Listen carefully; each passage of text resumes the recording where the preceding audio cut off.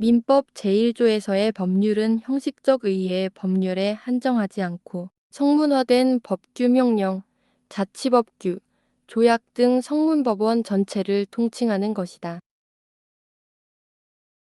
관습법이란 사회에서 자연적으로 발생한 관습 내지 관행이 일반인의 법적 확신을 얻어 법규범으로 승인된 것을 말한다. 관습법은 법원의 판결에 의하여 그 존재가 확인되지만 성립 시기는 그 관습이 법적 확신을 얻은 대로 소급한다. 관습법은 법률에 규정이 없는 사항에 관하여 보충적으로 적용된다는 보충적 효력설이 다수설 판례이다. 호의관계는 법적으로 규율되는 관계가 아니므로 원칙적으로 그에 기한 계약상 청구권이 발생하지 않으며 따라서 채무불이행에 기한 손해배상을 청구할 수 없다. 그러나 호의관계에 기해서도 불법행위에 기한 손해배상 청구권과 같은 법률의 규정에 의한 청구권은 성립할 수 있다고 본다. 소유권과 제한물권이 병존하는 경우는 소유권은 제한물권에 의해 제한을 받음으로 결국 제한물권이 소유권에 우선한다. 동일한 물건에 대해 물건과 채권이 충돌한 때에는 그 성립 시기에 선우를 불문하고 원칙적으로 물건이 우선한다. 판례에 따르면 사정 변경으로 인한 계약 해제는 계약 성립 당시 당사자가 이견할 수 없었던 현저한 사정의 변경이 발생하였고, 그러한 사정의 변경이 해제권을 취득하는 당사자에게 책임 없는 사유로 생긴 것으로서 계약 내용대로의 구속력을 인정한다면 심리 측에 현저히 반하는 결과가 생기는 경우에 계약 준수 원칙의 예외로서 인정되는 것이고, 여기에서 말하는 사정이라 함은 계약의 기초가 되었던 객관적인 사정으로서 일방 당사자의 주관적 또는 개인적인 사정을 의미하는 것은 아니라고 한다. 강행법규에 위반하여 무효인 수익보 장약정이 투자신탁회사가 먼저 고객에게 제의를 함으로써 체결된 것이라고 하더라도 이러한 경우에 강행법규를 위반한 투자신탁회사 스스로가 그 약정의 무효를 주장함이 심리 측에 위반되는 권리의 행사라는 이유로 그 주장을 배척한다면 이는 오히려 강행법규에 의하여 배제하려는 결과를 실현시키는 셈이 되어 입법 취지를 완전히 몰각하게 되므로 달리 특별한 사정이 없는 한 위와 같은 주장이 신의 성실의 원칙에 반하는 것이라고 할 수 없다. 통설은 권리남용 여부는 객관적으로 판단되며 권리자의 가해의사 또는 가해 목적은 권리남용의 요건이 아니라고 본다. 이에 반해 판례의 일반적인 경향은 권리남용의 요건으로 객관적 요건 외에 주관적 요건을 요구한다. 다만 경우에 따라서 완화하기도 한다. 자연인은 살아있는 사람이면 누구든지 성별, 연령, 신분 등에 관계없이 권리 능력을 가진다. 이러한 권리 능력은 다른 사람에게 양도하거나 포기할 수 없으며 제한, 박탈당하지도 않는다. 민법상 부는 태아를 인지할 수 있으나 제858조 태아의 부에 대한 인지 청구권에 대해서는 명문의 규정이 없으므로 개별적 보호주의의 취지상 부정하는 것이 다수설이다.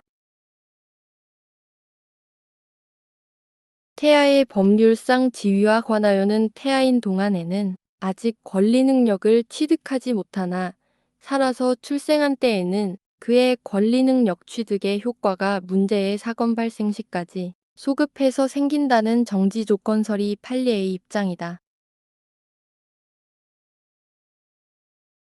태아도 손해배상 청구권에 관하여는 이미 출생한 것으로 보는 바, 부가 교통사고로 상해를 입을 당시 태아가 출생하지 아니하였다고 하더라도 그 뒤에 출생한 이상 부의 부상으로 인하여 입게 될 정신적 고통에 대한 위자료를 청구할 수 있다는 것이 판례이다. 2인 이상이 동일한 위난으로 사망한 경우에는 동시에 사망한 것으로 추정한다. 미성년자가 법률 행위를 함에는 법정 대리인의 동의를 얻어야 한다. 그러나 권리만을 얻거나 의무만을 면하는 행위는 그러하지 아니하다. 법정 대리인이 범위를 정하여 처분을 허락한 재산은 미성년자가 임의로 처분할 수 있다. 미성년자가 법정 대리인으로부터 허락을 얻은 특정한 영업에 관하여는 성년자와 동일한 행위 능력이 있다. 대리인은 행위 능력자임을 요하지 않으므로 미성년자라도 유효한 대리 행위를 할 수 있다. 피성년 후견인의 법률 행위는 취소할 수 있다. 제한 능력자의 상대방은 제한 능력자가 된 후에 그에게 1개월 이상의 기간을 정하여 그 취소할 수 있는 행위를 추인할 것인지 여부에 확답을 촉구할 수 있다. 능력자로 된 사람이 그 기간 내에 확답을 발송하지 아니하면 그 행위를 추인한 것으로 본다.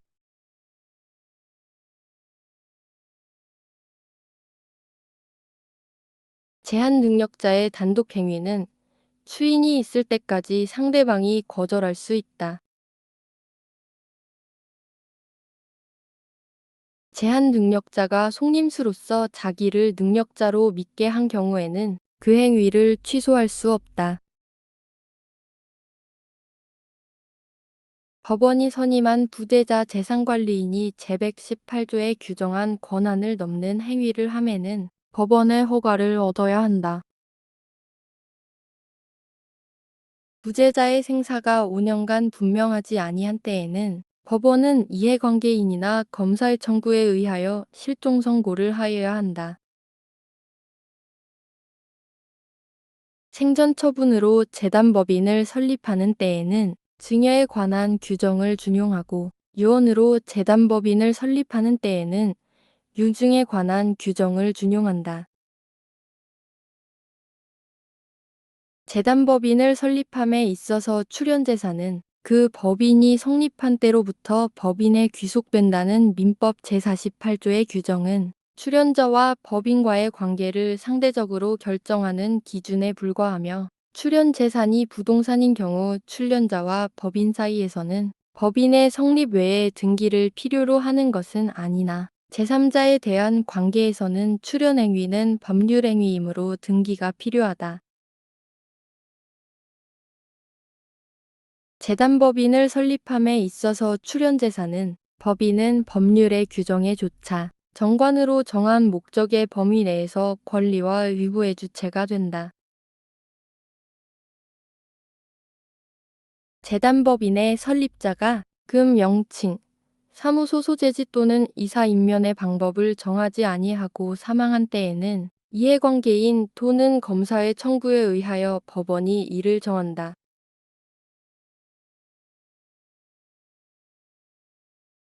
법인은 이사 기타 대표자가 그 직무에 관하여 타인에게 가한 손해를 배상할 책임이 있다. 이 경우 이사 기타 대표자는 이로 인하여 자기의 손해배상 책임을 면하지 못한다. 이사는 법인의 사무에 관하여 각자 법인을 대표한다. 그러나 정관에 규정한 취지에 위반할 수 없고 특히 사단법인은 총회의 의결에 의하여야 한다. 이사가 수인인 경우에는 정관에 다른 규정이 없으면 법인의 사무 집행은 이사의 과반수로서 결정한다. 이사가 없거나 결혼이 있는 경우에 이로 인하여 손해가 생길 염려가 있는 때에는 법원은 이해관계인이나 검사의 청구에 의하여 임시이사를 선임하여야 한다. 사단법인의 정관은 총사원 세 분의 2 이상의 동의가 있는 때에 하나여 이를 변경할 수 있다. 그러나 정수에 관하여 정관에 다른 규정이 있는 때에는 그 규정에 의한다. 해산한 법인은 청산의 목적 범위 내에서만 권리가 있고 의무를 부담한다.